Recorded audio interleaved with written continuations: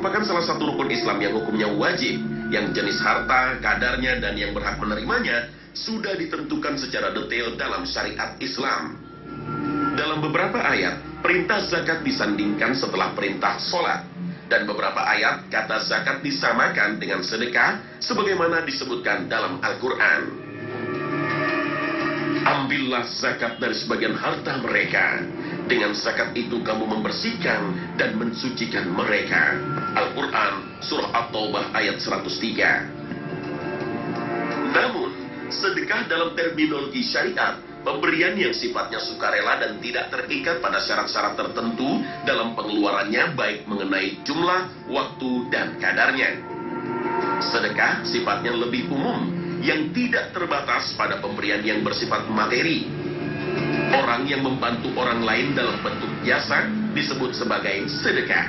Bahkan senyum pun yang dilakukan dengan ikhlas untuk menyenangkan orang lain termasuk kategori sedekah. Sementara infak dalam Al-Quran maupun hadis juga memiliki makna yang luas, mencakup semua jenis pembelanjaan harta kekayaan, sebagaimana firman Allah Ta'ala. Dan orang-orang yang apabila membelanjakan harta, mereka tidak berlebih-lebihan dan tidak pula kikir, dan adalah pembelanjaan itu di tengah-tengah antara yang demikian. Al-Quran Surah Al-Furqan ayat 67.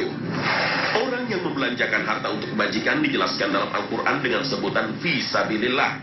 Menurut terminologi syariat, infak berarti mengeluarkan sebagian dari harta-harta atau pendapatan, penghasilan untuk suatu kepentingan yang diperintahkan Islam. Jika zakat ada nisabnya, infak tidak mengenal nisab. Infak dikeluarkan setiap orang yang beriman, baik yang berpenghasilan tinggi maupun rendah, apakah ia di saat lapang maupun sempit, sebagaimana Allah Ta'ala berfirman, Alladzina yunfiquna fis sarra'i wad-dharra'i wal kadhimina al-ghayza wal 'afina 'anil nas wallahu yuhibbul muhsinin. infak yang banyak kita pahami adalah ibadah sunnah yang sifatnya sukarela. Tapi kalau kita telusuri dari berbagai ayat dan hadis Nabi, kita akan berpikir ulang untuk mengabaikan perintah berinfak di jalan Allah ini dalam sebuah ayat. Allah Ta'ala berfirman, dan belanjakanlah harta bendamu di jalan Allah, dan janganlah kamu menjatuhkan dirimu sendiri ke dalam kebinasaan, dan berbuat baiklah, karena sesungguhnya Allah menyukai orang-orang yang berbuat baik. Al-Quran Surah Al-Baqarah ayat 195. Dalam tafsirnya, Al-Sa'di menjelaskan bahwa hal yang paling agung dan pertama dalam berjihad adalah mengeluarkan harta di jalan Allah Subhanahu wa Ta'ala. Menginfakkan harta dalam hal ini merupakan jihad di jalan Allah, dan hukumnya adalah fardu sebagaimana jihad dengan badan. Berinfak harta di jalan Allah ini terdapat manfaat yang sangat besar, seperti menguatkan umat Islam, mengalahkan kaum musyrikin dan kafir, menegakkan agama Allah, dan memperkokohnya. Berjihad di jalan Allah tidak akan terlaksana kecuali dengan adanya infak harta. Maka infak harta itu ibarat ruh bagi jihad di jalan Allah Subhanahu wa Ta'ala.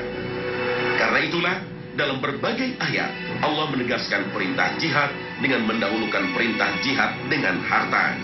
Ketika kita meninggalkan berinfak harta di jalan Allah, berarti kita telah menghapuskan jihad di jalan Allah. Artinya, kita sama saja telah membuat musuh berkuasa dan semakin menindas kita. Simaklah firman Allah Ta'ala ini. Tidaklah sama antara mukmin yang duduk yang tidak ikut berperang, yang tidak mempunyai uzur, dengan orang-orang yang berjihad di jalan Allah dengan harta mereka dan jiwanya. Allah melebihkan orang-orang yang berjihad dengan harta dan jiwanya atas orang-orang yang duduk satu derajat.